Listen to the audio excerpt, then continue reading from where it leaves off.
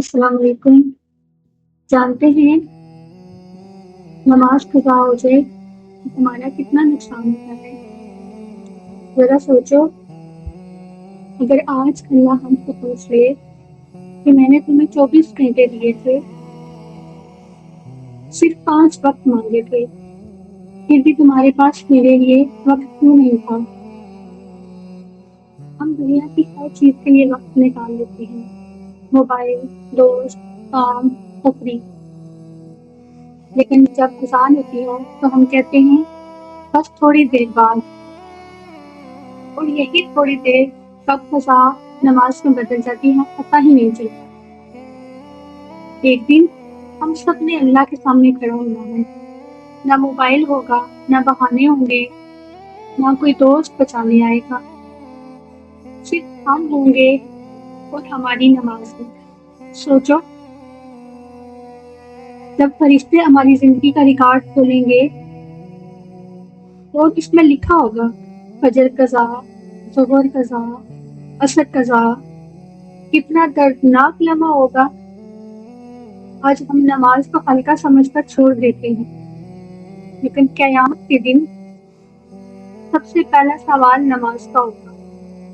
اگر نماز ٹھیک ہوئی تو باقی اعمال بھی آسان ہو جائیں گے، اور اگر نماز کی کمزور ہوئی تو انسان کیا جواب دے گا؟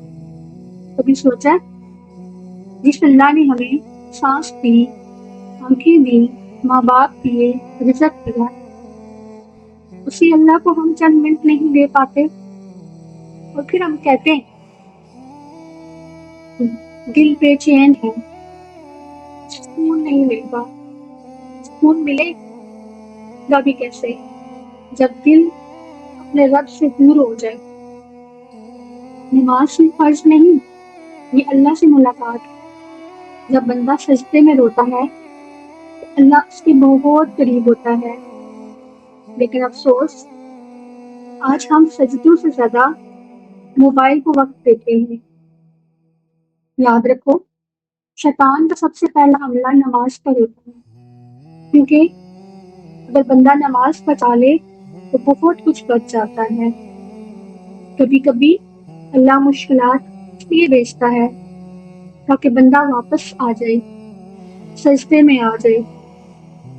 اگر آج بھی تمہاری نماز قضا ہو رہی ہے تو ابھی واپس آ جائے، کیونکہ موت کا کوئی وقت نہیں ہوتا۔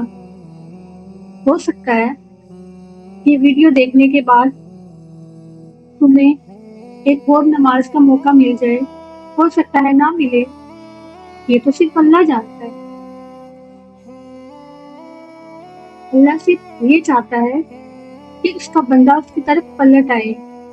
آج نیت کرو، چاہے کچھ بھی ہو، نماز نہیں چھوڑو گے، بلکہ ہم سب مل کے نیت کرتے ہیں انشاءاللہ ہم نماز کبھی نہیں چھوڑیں گے، کیونکہ دنیا کا ہر رشتہ ایک دن ٹوٹ جائے گا، لیکن اللہ کا رشتہ کبھی نہیں ٹوٹتا۔